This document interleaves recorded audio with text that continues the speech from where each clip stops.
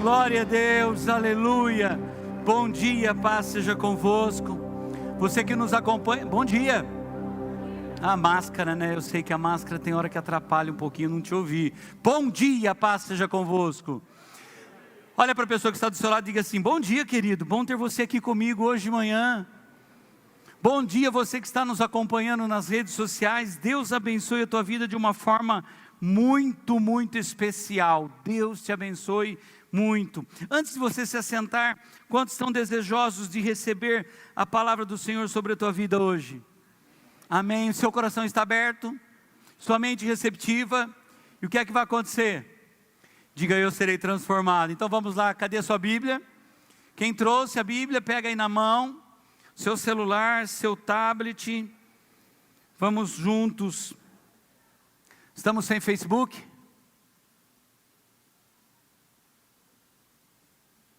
Vamos lá, eu preciso saber se o pessoal está me ouvindo lá no Facebook. Tá. Então vamos lá, pega a sua Bíblia. Quem trouxe, deixa eu ver. De papel, de digital, tablet, celular. Então diz assim, com muita convicção. Quantos creem que a Bíblia é a palavra de Deus? Ela é ou ela contém? Ela é. Ela é a palavra de Deus, viva, eficaz, penetrante. Ela corta mais do que uma espada de 2 gumes. Então vamos lá, bem forte. Esta é a minha Bíblia. Eu sou tudo aquilo que a Bíblia diz que eu sou. Eu tenho tudo aquilo que a Bíblia diz que eu tenho. Eu posso tudo aquilo que a Bíblia diz que eu posso. Hoje de manhã, eu estou com o meu coração aberto, minha mente receptiva para essa palavra. E eu serei transformado, motivado, encorajado, vivificado, alimentado por esta palavra, em nome de Jesus. Amém e amém. Glória a Deus. Profetiza para a pessoa que está do seu lado, mesmo aí de máscara, que eu sei que é difícil, às vezes ouvir o que alguém está falando, entender o que está falando. Profetiza que Deus vai falar muito com essa pessoa hoje de manhã, em nome de Jesus. Tem uma mãozinha azul levantando lá para mim, é para mim essa mãozinha aí? O que significa essa mãozinha aí? A mãozinha branca do braço azul. Está recebendo, amém, amém. Pensei que você estava falando que era para avisar do culto infantil. Tá, amém, amém. A irmã está dizendo amém com a mão levantada lá, mãozinha branca. Eu não fiz curso de Libras, então eu não consegui entender o que ela estava falando comigo. Deus vai falar muito com a gente hoje de manhã. Nós estamos dentro do ano dos céus abertos. Quantos, e assim, eu amo cantar essa música. Céus abertos estão sobre mim, estão sobre a minha vida, estão sobre a minha família, estão sobre todas as áreas da minha vida. E para que eu veja a manifestação dos céus abertos, porque não adianta só eu saber que os céus estão abertos. Eu preciso interagir com esses céus abertos para que ele produza resultados na minha vida aqui na terra. Amém? Tem uma canção, eu já citei isso a semana passada, tem uma canção que a gente cantava, faz tempo que a gente não canta, que fala: quando eu toco os céus, a terra é transformada. Então eu preciso de que os céus abertos se manifestem aqui na minha vida. Eu preciso tocar esses céus, para que ele venha se manifestar. O nosso tema de hoje de manhã é grandes atitudes. Para que os céus se manifestem na minha vida, eu preciso ter atitude. Atitude significa ação. Eu preciso fazer algumas coisas. Porque não adianta só eu achar que o céu está aberto e vai ser tudo automático. Não vai. Outra coisa, não adianta eu ficar reclamando de que as coisas não estão acontecendo. Eu preciso fazer. E Deus te trouxe aqui hoje de manhã para te desafiar a sair daqui e ter grandes atitudes. Você que está aí no Facebook, no YouTube, onde quer que você esteja, Deus quer te desafiar para que você tenha grandes atitudes. Vamos orar para isso? Antes de nós nos assentarmos. Pai, em nome de Jesus, eu peço que o Senhor venha falar conosco de uma maneira muito especial, nesta manhã de domingo. Eu sei que os céus estão abertos sobre nós, mas nós temos uma parcela importante também para realizar, Pai. Em nome de Jesus, que a Tua palavra nos encoraje, que a Tua palavra nos motive a tomarmos posição, a termos atitudes, para que nós possamos desfrutar de tudo aquilo que o Senhor tem para nós. Eu te peço em nome de Jesus, e eu te agradeço, e todos digam amém e amém. Pode se sentar no seu lugar? Eu gostaria que você abrisse a tua Bíblia, mas só abrisse, colocasse um marcador de página, colocasse um papel, alguma coisa, em Juízes capítulo 6.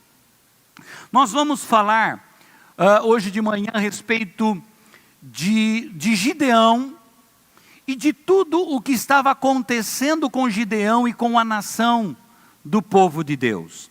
Então, depois lá na sua casa, eu te incentivo a ler capítulos 6, 7 e 8 de Juízes. Você vai entender a história inteira do Gideão. Eu tenho certeza que Deus vai falar muito com você. Eu não tenho condições de comentar capítulos 6, 7 e 8, mas é a história, é o momento que a nação está vivendo. Lembrando que Deus levantou no passado juízes, homens que foram usados por Deus para dar direção para o povo. Depois da morte de Moisés, Josué assume a nação. Josué também morre. E aí começam alguns períodos bastante estranhos do povo. O povo se desvia de Deus, se desvia da palavra e começam a sofrer muitas consequências desse desvio de Deus. E aí Deus levanta juízes, e um deles foi Gideão, um homem que pela sua própria capacidade, ou quando ele recebeu o chamado de Deus, ele falou assim: Deus, o senhor deve ter se enganado, o senhor errou o endereço, porque eu sou o menor da minha casa, a minha tribo é a menor de Israel. O senhor acho que errou, tinha que ser alguém mais capacitado do que eu. E aí Deus falou assim: você é um varão valente, valoroso. E eu profetizo que você é um homem valente, uma mulher valente, valorosa, em nome de Jesus. Grandiosas atitudes. O que é uma atitude? Atitude é uma norma de procedimento que leva a um determinado comportamento. Então, para eu ter uma grandiosa atitude, significa que eu preciso agir. Irmãos, aqui entra uma coisa que nós cristãos, nós os crentes, nós somos em muitas situações muito passivos. A gente acha que Deus vai fazer e a gente acaba entregando tudo assim: Deus vai fazer. Exemplo, a pessoa está desempregada, ela precisa mandar um currículo. Quem que tem que fazer o currículo? É ela. Quem que tem que encaminhar o currículo? É ela. Quem vai abrir a porta? É Deus. Mas se eu ficar em casa de braços cruzados, não fazendo nada, como é que Deus vai agir na minha vida? Deu para entender por que é que a atitude é importante? A atitude é a concretização de uma intenção ou de um propósito. É a ação. Então, Gideão estava vivendo junto com o povo uma grande e terrível situação. Mas ele teve que ter atitude, o povo teve que ter atitude junto com ele. É sobre isso que a gente vai falar. Tem uma frase que eu disse aqui há um bom tempo atrás, que eu acho uma frase bastante interessante. Diz assim: sua atitude, me perdoe, eu acabei não colocando no telão. Sua atitude definirá a sua altitude. O que você faz, sua atitude vai determinar quão alto você vai chegar. Então vou repetir: sua atitude definirá a sua altitude. John Maxwell, um dos maiores líderes cristãos do nosso tempo, um homem que lida com liderança no mundo todo, ele diz assim: a vida é 10% do que acontece comigo e 90% de como eu reajo a isso. Então, essa é uma definição do John Maxwell. Então, como eu reajo a alguma situação, determina o que acontece na minha vida. A vida é 10% do que acontece comigo, e 90% é como eu reajo a isso. Por exemplo, você pode perder hora. Aqueles 5 minutinhos a mais que você resolveu botar o dedinho no soneca, aquilo às vezes pode prejudicar bastante. E aí você sai de casa atropelado. Acontece alguma coisa inesperada e você começa a reagir durante todo o dia, sendo grosseiro com as pessoas, atropelando tudo. Foi só alguma coisinha que aconteceu lá atrás, né? Você botou o dedinho no soneca e aquilo complicou todo o seu dia. Então, como a gente vai reagir às situações, é que nós precisamos estar bastante atentos. Quando Deus falou com Gideão, Ele disse o seguinte: eu estarei com você, respondeu o Senhor para o Gideão. Vou estar com você, Gideão, e você derrotará todos os midianitas como se fossem um só homem. Então Deus disse para o Gideão, pode passar o slide. Deus disse para o Gideão: vou estar com você, Gideão, e você vai derrotar todos os midianitas. Imagina o seguinte, gente, os midianitas eram uma nação que estava arrasando com Israel. Pensa bem, tudo que Israel plantava, os midianitas iam lá e estragavam. Israel estava totalmente nas mãos dos midianitas. E aí Deus vem para Gideão e diz assim: vou estar com você, e você vai derrotá-los como se fossem um só. Quando a gente olha para o capítulo 6, nós vemos que eles eram quase que incontáveis. Parecia uma nuvem de gafanhotos midianitas. E Deus diz para o Gideão: você vai derrotá-los como se fossem um homem só, porque eu vou estar com você. Essa semana eu falei, a semana passada acho que eu ministrei também, não importa com quantos, mas quem é que vai estar com a gente. Deus está com você nesse tempo. Deus tem estado conosco nesses dias. A mão dele tem estado sobre a nossa vida. Vamos ver algumas coisas. Eu vou procurar passar um pouquinho rápido esses pontos a respeito de como estava a situação dos midianitas e Israel. E você vai identificando que haja talvez alguma semelhança da tua vida com o que aconteceu com Gideão. Talvez nem todos os pontos, mas talvez a grande maioria desses pontos que Gideão enfrentou, talvez esteja acontecendo com a gente. Então, tenta contextualizar o que acontecia naqueles dias com a tua vida hoje. Exemplo, todos nós estamos confortáveis com tudo que acontece no nosso dia a dia? Sim ou não? Dá para ficar confortável? Não dá. O que aconteceu com Gideão e o que estava acontecendo com o povo era a mesma coisa. Eles estavam sendo destruídos, eles estavam sendo atacados, eles estavam sendo oprimidos. Quantos de nós hoje está sendo oprimido, atacado, desafiado no nosso dia a dia? Então, de algumas coisas que eu vou falar aqui que identificam Gideão, procura ver se isso tem. O que nós precisamos fazer? Identificar o nosso inimigo. E aqui Israel, longe de Deus, não tinha força para enfrentar o inimigo, então eles fugiam do inimigo. Deixa eu dizer, em nome de Jesus, chega de fugir. Você vai enfrentar a situação debaixo de uma orientação de Deus. Como Ele disse para Gideão, Ele diz para você hoje: eu estarei com você e você vencerá todos os inimigos como se fossem um só homem. Terceiro ponto, a oposição crescia a cada tempo, não parava. No versículo 3, sempre que os israelitas faziam suas plantações, os midianitas, e ainda mais tinham de quebra os amalequitas, e alguns outros povos da região a leste deles, os invadia a terra. Então Israel pensava em fazer alguma coisa, e o inimigo vinha. Israel planejava fazer alguma coisa, e o inimigo vinha.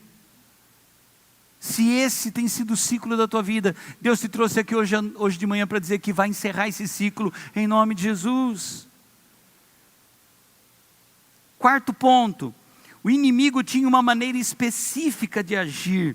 Olha que interessante, gente. Versículos 3 ao 5. Sempre que os israelitas faziam suas plantações, os midianitas, os amalequitas e os outros povos da região a leste deles as invadiam. Acampavam na terra e destruíam as plantações ao longo de todo o caminho. Isso me chamou a atenção, porque o inimigo não queria ir lá para pegar a colheita. Eles iam só para destruir as plantações. O inimigo não quer que você prospere, ele não quer que você viva uma vida feliz, ele tem o objetivo de só destruir. Jesus falou, o Satanás, o nosso adversário, ele vem para matar, roubar e destruir. É isso que ele faz. Olha só a estratégia do inimigo. Ele destruía as plantações, não deixava nada vivo em Israel, nem ovelhas, nem gado, nem jumentos. Eles subiam trazendo os seus animais e as suas tendas e vinham como enxame de gafanhotos. Era impossível contar os homens e os seus camelos e invadiam a terra para devastá-la. Olha a situação que esse povo estava enfrentando. Dá para ter ânimo, gente? Dá para ter algum projeto na vida com esse tipo de ataque que o inimigo estava fazendo? Me chama a atenção aqui, era como um enxame de gafanhotos. Deixa eu dizer uma coisa para você. As oposições que Satanás faz contra a nossa vida são personalizadas, previsíveis e frequentes. O diabo tem uma característica muito interessante. Ele é teimoso. Então ele procura minar a sua força, ele procura tirar aquilo que você tem, e ele é persistente. Tem uma frase do pastor Bill Johnson que tem muito a ver com a gente. Quando oramos, venha o teu reino. Bill Johnson é pastor da Bethel Church. Ele diz assim, quando oramos, venha o teu reino, o mundo do Senhor colide com o mundo de trevas. E o mundo de Deus sempre vence. Nossa batalha é sempre uma batalha por domínio, um conflito de reinos. Entenda o seguinte, quando nós compreendermos que a batalha que nós estamos travando hoje na nossa vida diz respeito a domínio, a controle, reino. Quando você se posiciona para que Jesus seja o Senhor da sua casa, você está estabelecendo o domínio do Senhor na sua casa, na sua empresa, na sua vida. O inimigo vai te atacar, ele vai procurar de todas as formas fazer com que você fique longe do propósito de Deus para a sua vida. Outro ponto interessante aqui, o medo se instalou no coração do povo de Israel. O ataque vem, o ataque vem, o ataque vem. Deixa eu dizer uma coisa para você, nós estamos vivendo dias de medo. Quanta gente que tem medo de um monte de coisa hoje. Número de suicídio aumentando por causa de Covid, por causa de todo esse cenário que a gente vive. Israel não foi diferente. Versículo 2, nós já lemos, os midianitas dominaram Israel, por isso eles fizeram para si esconderijos nas montanhas, nas cavernas e nas fortalezas. Outro ponto, uma das consequências foi uma vida fora do destino divino. Quando Israel se afasta do propósito de Deus, eles começam a viver uma vida fora do plano de Deus, fora da vontade de Deus. Versículo 11. Então o anjo do Senhor veio e sentou-se sob a grande árvore de Ofra, que pertencia ao abiesrita Joás. Gideão, filho de Joás, estava malhando o trigo num tanque de prensar uvas para escondê-los dos midianitas. Olha que interessante. Jesus veio para que tenhamos vida, e vida com abundância. E hoje a gente sofre e não vive a vida que Jesus tem para nós. Qual foi a promessa que Deus fez para Abraão? Qual foi a promessa que Deus fez lá no passado? De que o povo estaria habitando numa terra maravilhosa. E aqui nós vemos um filho de Abraão vivendo totalmente fora do propósito de Deus. Porque ele estava malhando trigo no lagar. no tanque de prensar uvas. Não se malha trigo no tanque de prensar uvas. O tanque de prensar uvas serve para quê? Para prensar uvas. Aí tem um negócio, improvisar uma ferramenta pode custar a sua vida. Não era esse o plano que Deus tinha para aquele povo.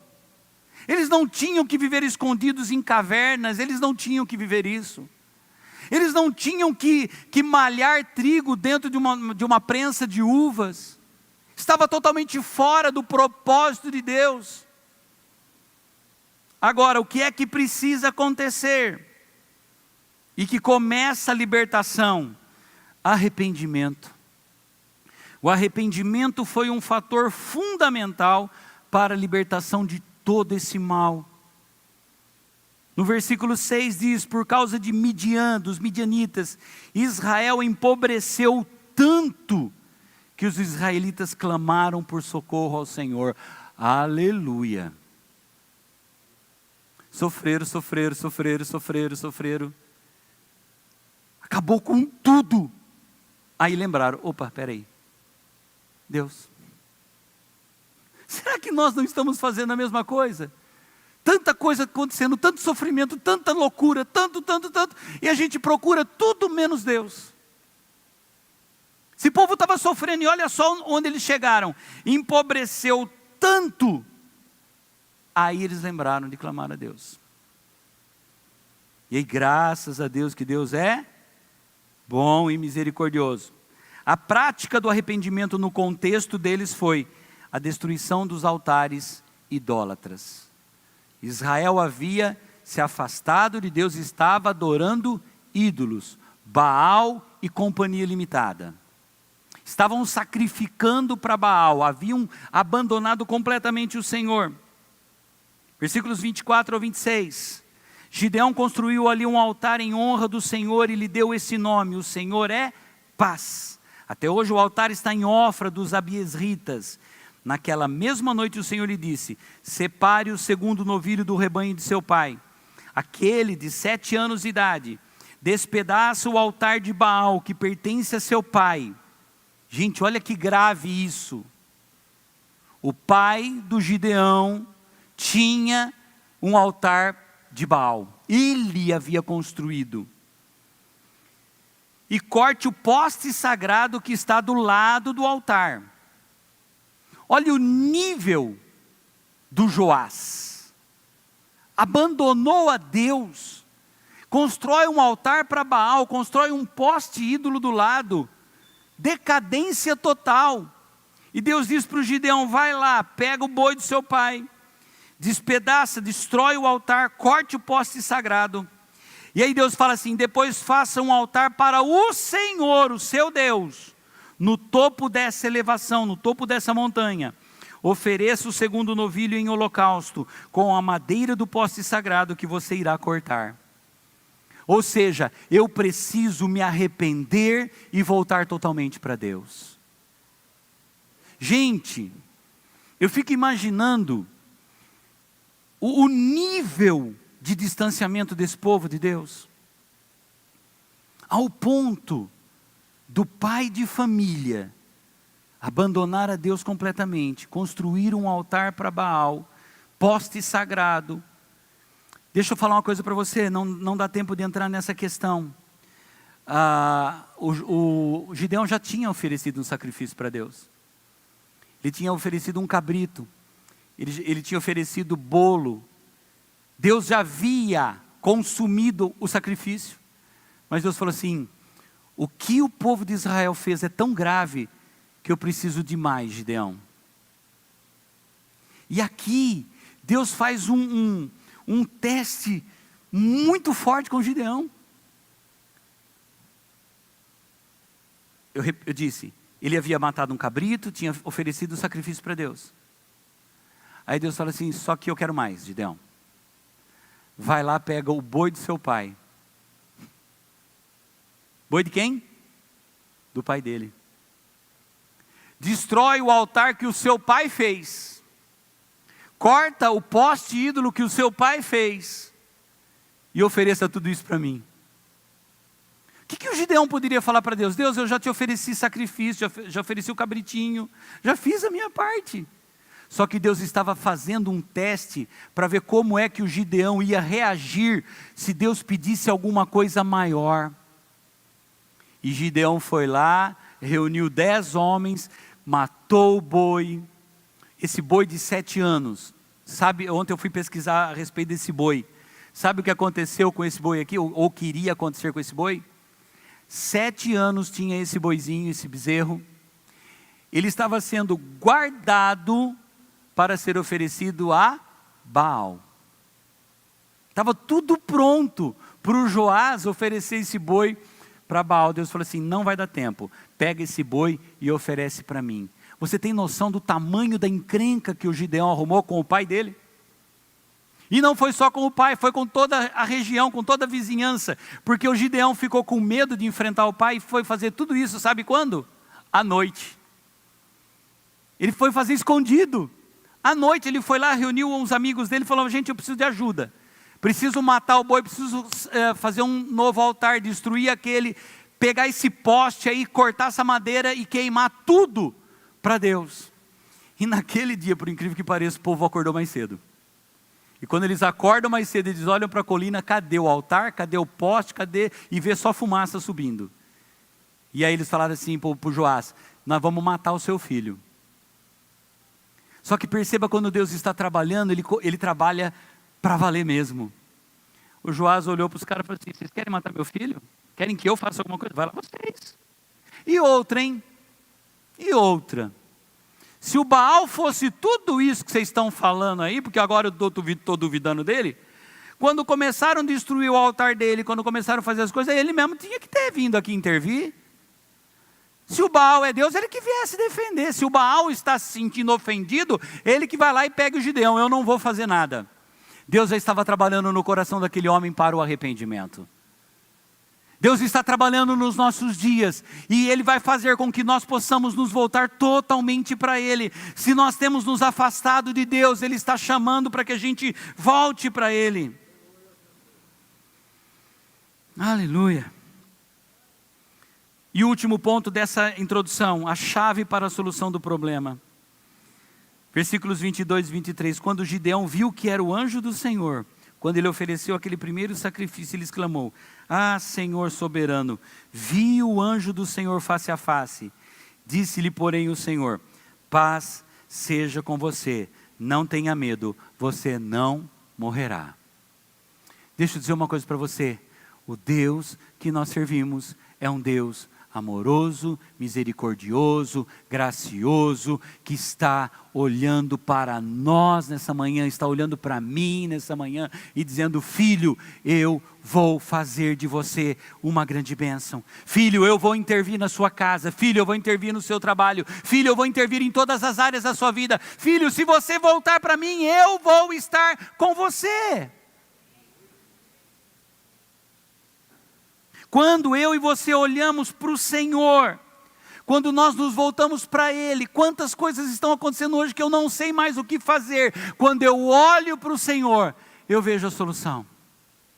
Quando eu olho para o Senhor, quando eu me volto para Ele, eu vejo a maneira dEle agir. Vai depender como você olha para Ele hoje. Deus é misericordioso, Ele é gracioso, Ele é o Deus que te ama. E Ele é o Deus que tem os céus abertos sobre a tua vida. E Ele quer fazer, mas você precisa ter grandes atitudes. E aí a pergunta é, pastor, como ter grandes atitudes?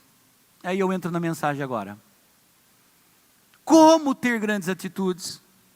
Como eu devo agir hoje para ver realmente céus abertos e a mão de Deus se manifestar na minha vida? A primeira coisa que eu e você precisamos fazer é lutar com coragem. Lute com coragem, lute pela sua família, lute pelo seu emprego, lute pela sua empresa, lute pelos seus sonhos, pelos projetos. Semana passada nós falamos sobre sonhos. Semana retrasada falamos sobre reinventar o futuro. Lute por aquilo que você acredita que Deus colocou na sua vida. Lute com coragem. No capítulo 7, quando depois de tudo que Gideão fez, preparando o caminho para a restauração, Deus então pede para Gideão reunir pessoas para lutar junto com ele. Lembrando que o exército dos midianitas era imenso. Talvez a luta que você está enfrentando é grande, gigante, imensa. Parece uma nuvem de gafanhoto te afrontando. Parece que o inferno inteiro resolveu te atacar. Mas deixa eu dizer uma coisa para você: lute com coragem. Deus não te criou para derrota, Deus não te criou para o fracasso e para a destruição. Agora Deus estabelece algumas condições. Versículos 3 do capítulo 7. Gideão, anuncie, pois, ao povo que todo aquele que estiver tremendo, tímidos e medrosos, de medo, poderá ir embora do monte Gileade. Eles estavam passando dificuldade, a situação deles era terrivelmente complicada. Quem tiver com medo pode voltar para casa. 22 mil homens partiram e ficaram apenas 10 mil. 22 mil homens falaram assim: deu ruim, bora, #partiu porque eu estou com medo. 22 mil. Aí Deus olha para o Gideão e fala assim: ô Gideão, ficou 10 mil, né? Deus, o exército do inimigo é como nuvem de gafanhoto, tem 10 mil. Deus falou assim: mas ainda tem muita gente. Tem muita gente, Gideão, a gente já vai ver isso já já. Por que você precisa ter coragem? Versículo 12 do capítulo 6. Então o anjo do Senhor apareceu a Gideão, apareceu ao Fábio, e lhe disse: o Senhor está com você, poderoso guerreiro. Homem corajoso, valente, forte, o Senhor está com você, poderosa guerreira. O Senhor é conosco. Agora deixa eu falar uma coisa para você: quando Deus estabelece um projeto, Ele também estabelece quem vai cumprir esse projeto. Deus tem um plano para a tua vida. Ele determinou salvar a tua família inteira e Ele vai fazer isso. Deus determinou que você seja um empresário bem-sucedido, Ele vai fazer isso acontecer. Deus determinou que você seja uma pessoa que vai fazer influência, que vai exercer influência, vai acontecer isso. Mas você precisa ter coragem para fazer aquilo que Ele tem planejado para a tua vida. Como ter grandes atitudes, pastor? Aumente sua sede espiritual. Tenho falado muito sobre isso aqui. Tempo com Deus, separe um tempo com Deus. A vida é corrida para todo mundo. Eu não tenho tempo, eu não tenho tempo. Separe um tempo para Deus, aumente esta sede. Versículo 4 do capítulo 7. O Senhor tornou a dizer a Gideão: ainda há gente demais. Tem muita gente, Gideão. Gideão pirou naquela hora. Desça com eles à beira d'água, e eu separarei os que ficarão com você. Se eu disser este irá com você, ele irá. Mas se eu disser esse não irá com você, ele não irá. E dessa seleção de 10 mil pessoas, sobraram 300 homens. 300 homens. Para enfrentar um exército grande como uma nuvem de gafanhotos. Imagina esse lado aqui, ó, de pessoas. Temos 600 poltronas aqui. Esse ladinho aqui, ó, um lado. 300 para lutar contra um exército numeroso como uma nuvem de gafanhotos. Mas Deus disse: desça com eles à beira d'água, e lá eu vou mostrar quem é que vai. Por quê? Deus disse assim: aquele que abaixar e lamber a água, ou se jogar na água para tomar água, esse você tira de lado. Mas aquele que descer e chegar na água, ele ajoelhar, pegar a água e levar para a mão, para a boca, atentamente, esse você separa. Porque 9.700 chegaram e foram que nem louco mergulhando na água. 300 abaixaram, pegaram água com a mão, levaram a boca e continuaram atentos. Para quê? Para observar se o inimigo estava vindo. Eles estavam tomando água, mas estavam atentos. Sede. Deixa eu dizer uma coisa para você. A intimidade com Deus determinará o nível das suas conquistas no ano de 2021. Quanto mais íntimo você for de Deus, quanto mais água você tiver, mais Deus vai fazer na tua vida. João 4, 13 e 14, Jesus respondeu: quem beber dessa água terá sede outra vez, mas quem beber da água que eu lhe der, nunca mais terá sede. Pelo contrário, a água que eu lhe der se tornará nele uma fonte de água a jorrar para a vida eterna. Quanto mais eu bebo de Jesus, mais ele jorra em mim. Quantos querem mais de Deus nesse ano? Será que a gente pode dizer assim, ó, custe o que custar, eu quero mais de Deus para a minha vida esse ano? Será que a gente consegue falar isso? Não? Custe o que custar, eu quero mais de Deus nesse ano. Custe o que custar, eu quero beber mais da presença dEle. Custe o que custar, eu vou separar um tempo. Eu vou viver céus abertos na minha vida em 2021, mas eu vou ser íntimo do Senhor. Como ter grandes atitudes? Use discernimento espiritual. Discernimento espiritual. Vamos lá, gente. Há um mundo espiritual. Por que as coisas estão travadas na sua vida? Por que as coisas não estão acontecendo como deveriam? Espera aí. Eu preciso de sabedoria, de discernimento. Eu preciso ver o que está acontecendo. Por que o seu negócio não deslancha? Deus, me dá sabedoria, me dá revelação, me dá discernimento. Por que as coisas estão travadas? Ao invés de ficar reclamando, se lance diante do Senhor e diz: Deus, abre os meus olhos para que eu possa ver. Olha só. Vocês acham que a missão do Gideão era uma missão fácil? Fácil ou difícil? Vamos lá, gente. Fácil ou difícil? Difícil. Dificílima. Se você fosse o Gideão, como é que você estaria? Calminho, tranquilo, sereno? Ah, não, de boa. Deus falou que vai estar comigo, então eu acredito. Quantos de nós aqui Deus já falou que está com a gente e a gente ainda continua preocupado? O que vocês acham que o Gideão sentiu na hora? Tu és varão valente, varão valoroso. Isso foi suficiente? O Gideão queria mais. Por que eu tenho insistido, eu tenho falado aqui da gente ser íntimo de Deus? Para que a gente possa ouvir melhor, para que a gente possa entender o que está acontecendo. Olha só que interessante. Deus falou para o Gideão: vai lá no acampamento dos midianitas e veja o que está acontecendo lá, para você saber como é que eu vou agir. E aí, gente, o Gideão foi, de madrugada ele desceu até onde estava o acampamento dos midianitas. Foi lá para sondar.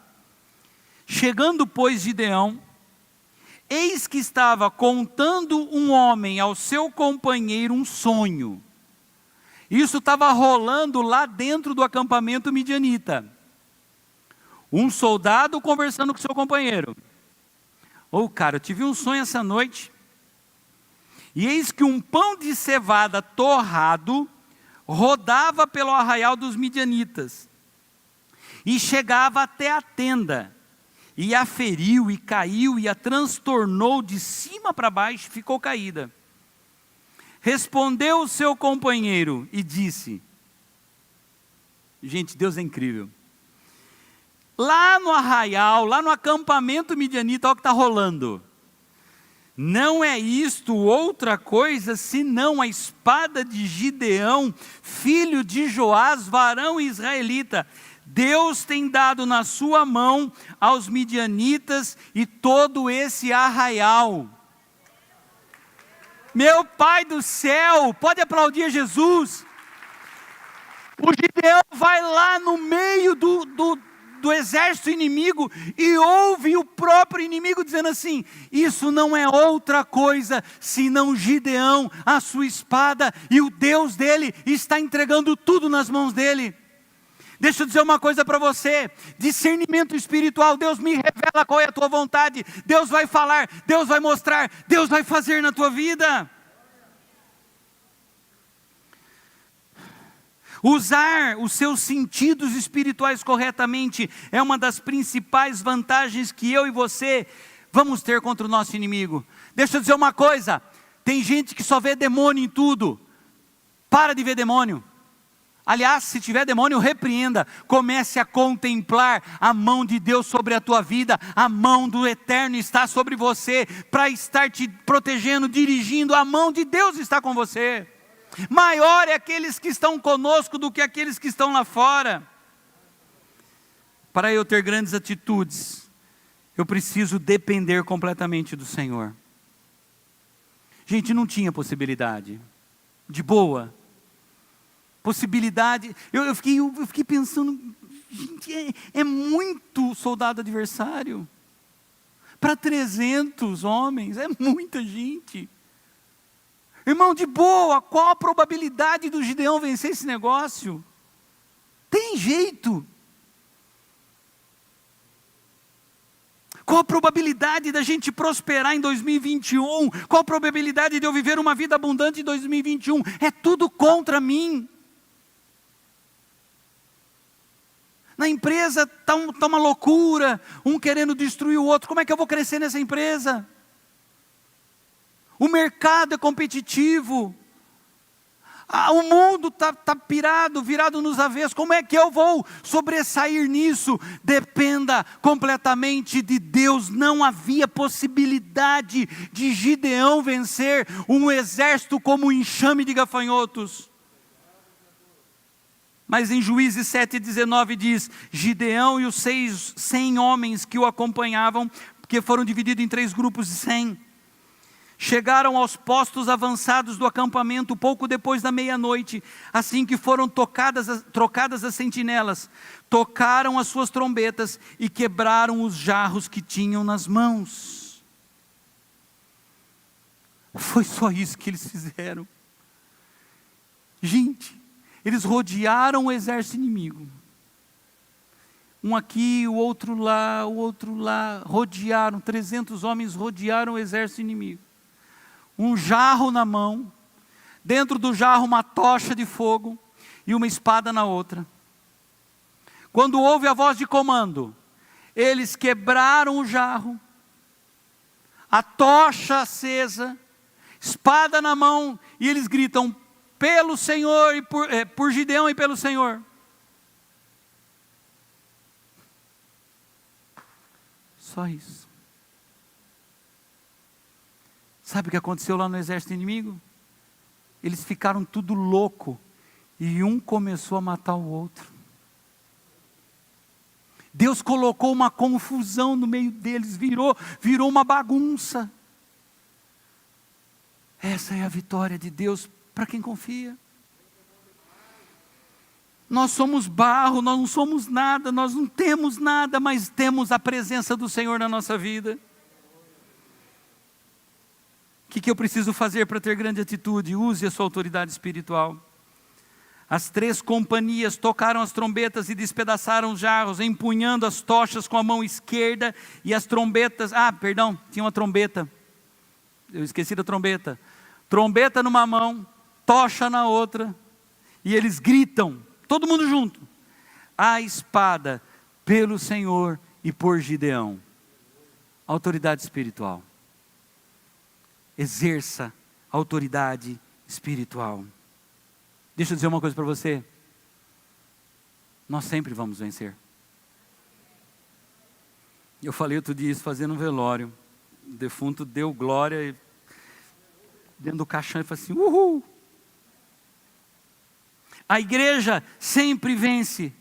Você em Cristo sempre vence. A vitória é tua em nome do Senhor Jesus Cristo. Como assim? Eu e você temos autoridade. Jesus disse assim, o que vocês ligarem na terra será ligado no céu, o que vocês desligarem na terra será desligado nos céus. Nós temos autoridade. Acho que eu coloquei esse versículo 19. Acho que é o próximo. Mateus 16:19. E isso não é tudo, vocês terão acesso livre e total ao reino de Deus e as chaves para abrir qualquer porta. Sem mais barreiras entre o céu e a terra e o céu. Um sim na terra é um sim no céu, um não na terra é um não no céu. Você é filho de Deus e tem essa autoridade sobre a tua vida. Então vença, meu irmão.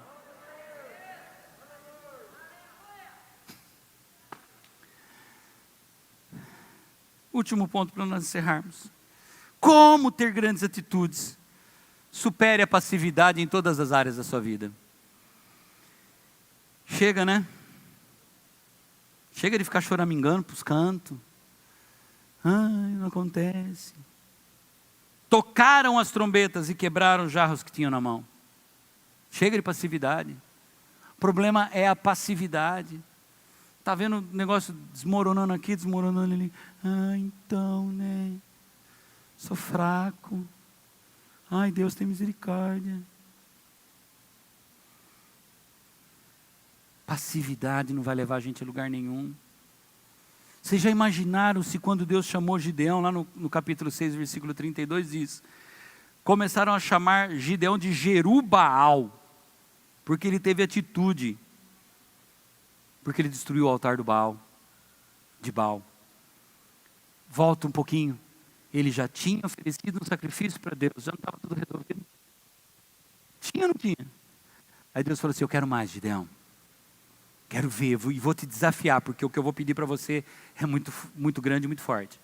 E ele fez. Fez. Eu e você podemos vencer os nossos inimigos, termos grandes atitudes. Fique em pé no seu lugar.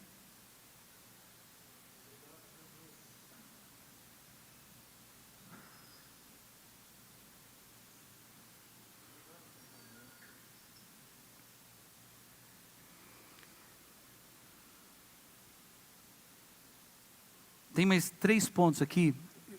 Pode pular o próximo. Veja o que os inimigos estão dizendo a teu respeito. Ah, não coloquei. Coloquei? Esse é o último? Pode passar esse. Fala de Gideão e do sonho. Agora olha só. O que aconteceu com os inimigos. 7:22. Juízes 7:22. Aí.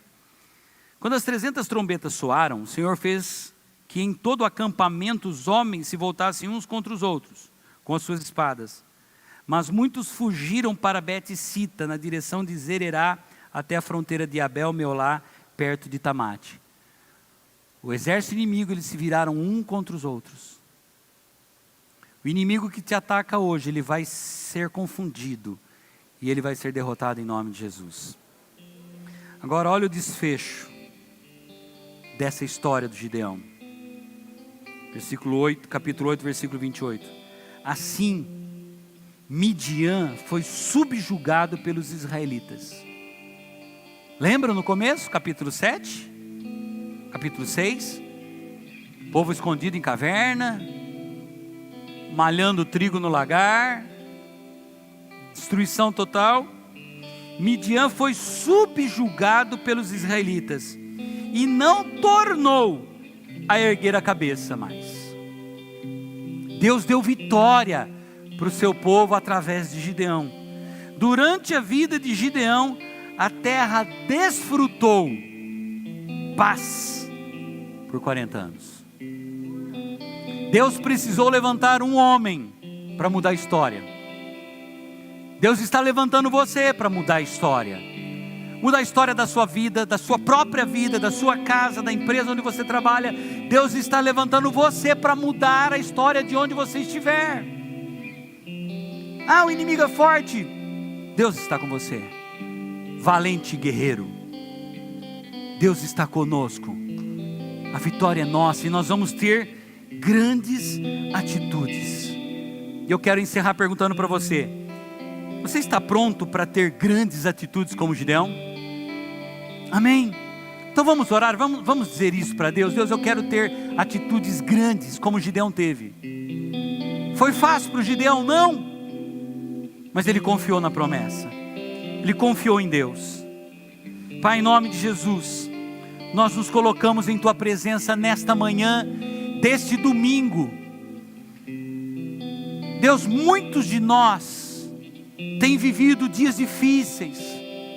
Temos grandes desafios à nossa frente. Nós acreditamos que os céus estão abertos, mas estamos travando batalhas no nosso dia a dia, grandes lutas. E eu te peço em nome de Jesus, Que a mesma palavra que o Senhor liberou para o Gideão seja a mesma palavra liberada para nós hoje. Eu estarei com você e você vai vencer as dificuldades, os seus inimigos, como se fossem um homem só. Deus, o Senhor olhou para o Gideão e disse: valente varão valoroso, valente guerreiro. Deus, aqui hoje estão reunidos homens e mulheres que têm se colocado diante do Senhor, e aqui estão os valentes hoje de manhã. Aqui estão homens e mulheres que não vão recuar, mas vão avançar e vão viver as promessas do Senhor nas suas vidas, em suas famílias, em todas as áreas de nossas vidas. Abre o céu sobre nós, Senhor. Abre o céu sobre nós, e que possamos ter grandes atitudes, que nós possamos agir com discernimento espiritual, com autoridade espiritual, com tudo aquilo que o Senhor tem para a nossa vida. Pai, em nome de Jesus, abençoa o teu povo.